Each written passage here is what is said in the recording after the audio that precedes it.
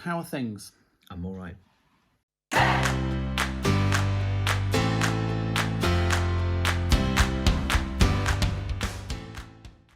We have the raising of Lazarus on Sunday. And it's what in old money we would call Passion Sunday.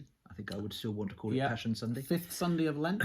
And the story of the raising of Lazarus has been working through sort of key moments in John's Gospel through Lent, haven't we? So we had Nicodemus 2 weeks ago. Yep. And then last week we had, remind me, why have I drawn a complete blank? Well, because we had options last week. Oh, that's right. So Mothering Sunday. We had John That's 19, right.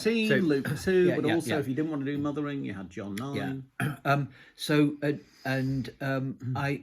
I'm just struck here. So we land on the raising of Lazarus, and when you read through John's Gospel, this is quite it's chapter 11. We think it's towards the end because it's close to the Passion, but it's halfway through the Gospel. Halfway through, which of course the denouement very often in such manuscripts is the middle, not the end. It's a hinge story. Yeah, and I noticed some commentators reflect on the fact that you could actually take 11 and 12 out of the Gospel, and 10 and 13 connect up perfectly well without 11 and 12. So where did 11 and 12 come from? Is it part of the flow? Was it added later? Sort of discussion that Ray Brown has. He observes, for example, that Jews, when referred to in this passage, are not Jewish leaders, they're ordinary Jewish people.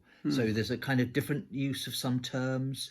Now, we don't need to go down there, but it's just worth noticing that it is a hinge moment, a hinge event, and noticing that that it is a particular event for John. And what John does in this, what happens in this, is that rather than in the Synoptic Gospels, where Jesus' death is a consequence of all sorts of things that he has done, here it's focused on the raising of Lazarus. This becomes the cause. This becomes the motivation for those seeking his death. And what have we got in the story? There are various little kind of firsts in the story. So it's the first time that we hear in John's Gospel Jesus being known to love particular people. So it's before we know about the beloved disciple.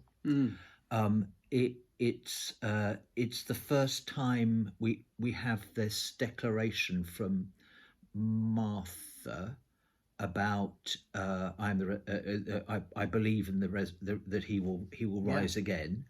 So there is a declaration there and a clarity there. So there are moments in this, and then this whole extraordinary drama where the whole kind of thing is to slow down, and the progress is slowed down, and the events are attenuated. Jesus waits.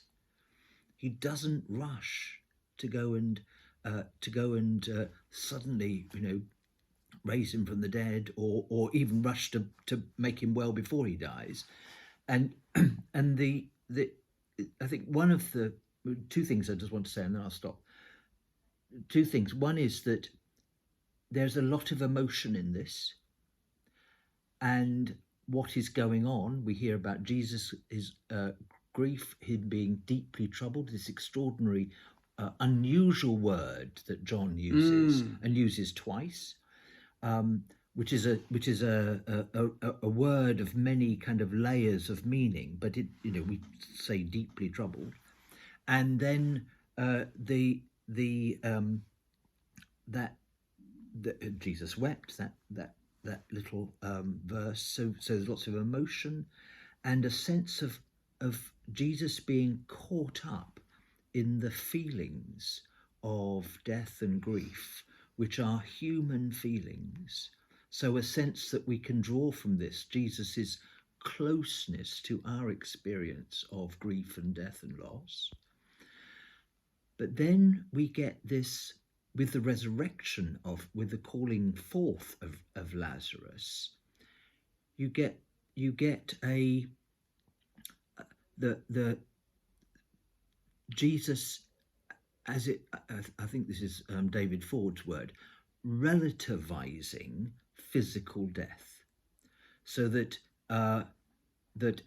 whether in death or in life, we are caught up in the fullness of life that is Jesus' gift to us, and that yes, he may have died physically, and I will bring him back to life physically, but his existence, all of our existence, is held in that frame of eternal life from which we never die. Mm. So it's kind of setting that in a frame as an anticipation of Jesus' resurrection, which holds all of that together. Sorry, well, that was a bit of a... That was a lot. It was a lot. Sorry about that. Yeah, no, great. Right, what else to say? So at the beginning, he doesn't go straight away, as you say, does he? He hears that Lazarus is unwell, and he stays 2 days longer. Then he says, "Let's go back." But after qualifying it by saying this illness doesn't lead to death, but to the glory of God, in order that the Son of God might be glorified by it. So he seems to know what's going on here. And he arrives, and Lazarus has already been in the tomb for 4 days. Yeah. Now, this is an interesting number, because Judaism at the time held that there was still something of life in the body after 3 days, but beyond 3 days, you were dead as dead. Mm-hmm. So there's something that John is trying to emphasize to us here is Jesus doesn't raise or resuscitate in that sense. Mm-hmm. This is, you are dead as a doornail dead when the resurrection and life comes to town and raises you. And as you say, it's charged with emotion from the word go. First of all, the disciples don't get it, and Jesus seems, well, whether he's cheesed off or just amused at their lack of ignorance about what's going on and why he's going back there, and the fact they think he's just asleep and actually he's died, we don't know. When he arrives, I think Martha's really cheesed off with him. She comes out as if to say, "Where the hell have you been? If you'd been here, my brother wouldn't have died." The one you supposedly love. I know I'm putting words in her mouth now, but presumably there's something of that kind of emotional charge about it that's going on. So then Mary comes out to see him and says the same thing. If you'd been here, he wouldn't have died. This is almost accusation from both of the sisters to Jesus. And so he says, where is the tomb? And they show him, and then he sees them weeping. And this trigger, as you say, to this kind of gut-wrenching sort of, spleen-breaking kind of show of grief that he has. And again, at the tomb, he has that. And some commentators say this is actually the passion of Jesus, because when he comes to die, you don't see any of the emotion. You don't see any of the beads of sweat like blood dropping from his brow. Which you see in the synoptics, It's here in this. And why is it here in this? Because kind of beautifully and wonderfully, the Johannine Jesus has actually shown us that this death is for our sake, and the emotion and the grief is caught up in the fact that we are entombed, and we are the ones who have died and are dead and in need of being raised. So, and then there's that really powerful phrase that he utters to Lazarus in the tomb, "Come forth," which always reminds me of Dostoevsky's book Crime and Punishment, and Raskolnikov, who's committed this crime of killing this old woman and intellectually justified it to himself in order to get the money because he deserves it and he can use it for society better than she can. He hears Sonia, this woman who he later falls in love with, reading the gospel, and when she reads those lines, "Come forth," he realizes, how insulated in his thinking and his life and his selfhood he has been, and how shattering it is that the Lord of life and love calls him to come forth from that. And eventually, of course, he does in Crime and Punishment. But there's also, you know, Dostoevsky would say, a message here for us all. What is it for us to come forth as we are called by the Lord of life from the many different kind of mini deaths and tombs in which we insulate ourselves? But that's why I think I'd tie all that into this notion of our physical death is a subset of the eternal life that we are called into, and so being released now. What this I think is saying to me is being released now, being called forth now, is being called forth into that life which does not end. Yeah. And yes, I will die, just like Lazarus died, a second time, as it were. But that the most important thing is the eternal life into which we have been brought.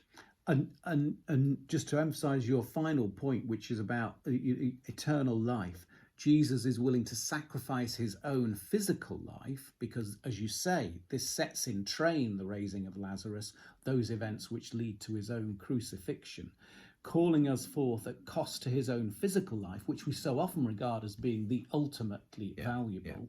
That's secondary to his desire and love for us to join him in that eternal life, which is both this side of the grave and beyond. Yeah.